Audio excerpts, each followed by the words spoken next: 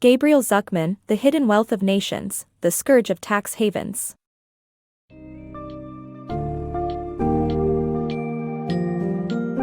In The Hidden Wealth of Nations, The Scourge of Tax Havens, Gabriel Zucman provides a deep dive into the world of tax havens and their impact on the global economy. The book traces the history of tax havens, starting with their inception post-World War I and the subsequent escalation of the industry after deregulation in the 1980s under Margaret Thatcher. Zucman also reveals the staggering amount of wealth hidden in these havens, touching on the ways wealthy individuals and multinational corporations use them to avoid taxes. Taking it further, he explores the damage such tax evasion practices inflict on economies, and the existing and potential efforts to combat this issue.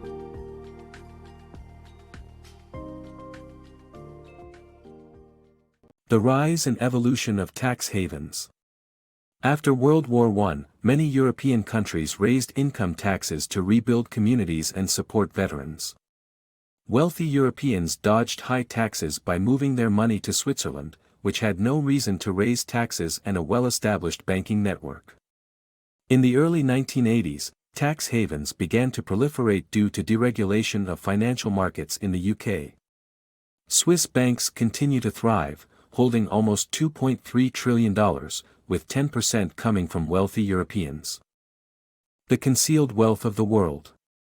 A staggering $7.6 trillion of the world's money was concealed in tax havens in 2014, leading to a global imbalance where liabilities outweigh assets. The practice of keeping hidden wealth for avoiding taxes involves high-value non-financial items like jewelry, yachts, and real estate that are impossible to determine. This summary follows the example of a French investor buying stocks in a German corporation like BMW and how the sale would be treated as an asset in France but not when hidden in a Swiss bank account. The amount of hidden wealth is conservative, and the damage it can cause will be discussed in the follow-up. The impact of tax havens on European economies. Tax havens have far-reaching implications on economies worldwide, costing them an estimated $200 billion in revenue in 2014 alone. Among the most affected are European countries, whose budgets suffer from severe cuts, hurting middle and working-class programs and further impacting economic growth and increasing debt.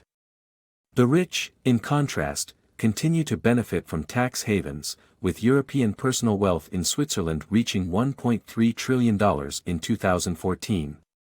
The loss of revenue to tax havens could have boosted the current GDP by 15% in France alone and been used to reduce debt, decrease tax rates, and foster growth to narrow the wealth gap.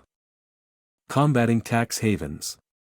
Despite well-intentioned efforts to combat tax havens, most initiatives have been ineffective, leading to a 25% increase in personal wealth stored in tax havens since 2009. The failure of the G20 plan, which required governments to provide evidence of tax fraud before banks in foreign countries revealed financial information about their citizens, demonstrates the difficulty in combating tax havens. Additionally, politicians who publicly oppose tax havens often take part in tax evasion themselves. However, recent measures such as the United States Foreign Account Tax Compliance Act, FATCA, which enforces economic sanctions on foreign banks that withhold information from U.S. authorities, bring hope for progress in combating tax havens. Nevertheless, much more work needs to be done. Conquering tax havens. The author proposes a two-step plan to combat tax havens, starting with a global FATCA that includes economic sanctions and trade levies. The second step is creating an international wealth database with detailed ownership information to ensure compliance. This strategy underscores the need for international cooperation to successfully combat this issue, including standing together against tax haven nations.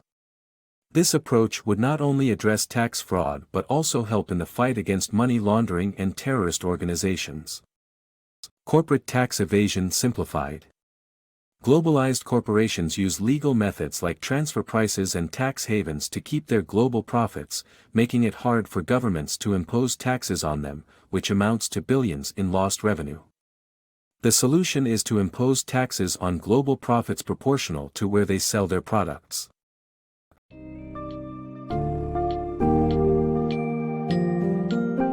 As Zucman exposes into the hidden wealth of nations, tax havens are responsible for depriving world economies of an estimated $200 billion in revenue. The scale of this tax fraud leads to severe consequences for the governments and citizens who bear the burden of financial crisis and increasing economic inequality. Despite the past failures of initiatives like the G20 plan, there is hope in newer measures like the U.S. Foreign Account Tax Compliance Act, FATCA. To truly combat the scourge of tax havens, Zucman suggests a twofold approach involving global sanctioning of countries acting as tax havens and the creation of an international wealth database. Addressing corporate tax evasion is another challenging aspect that requires a rethinking of how taxes are imposed on global profits. Overall, tackling tax havens demands international cooperation and innovative methods.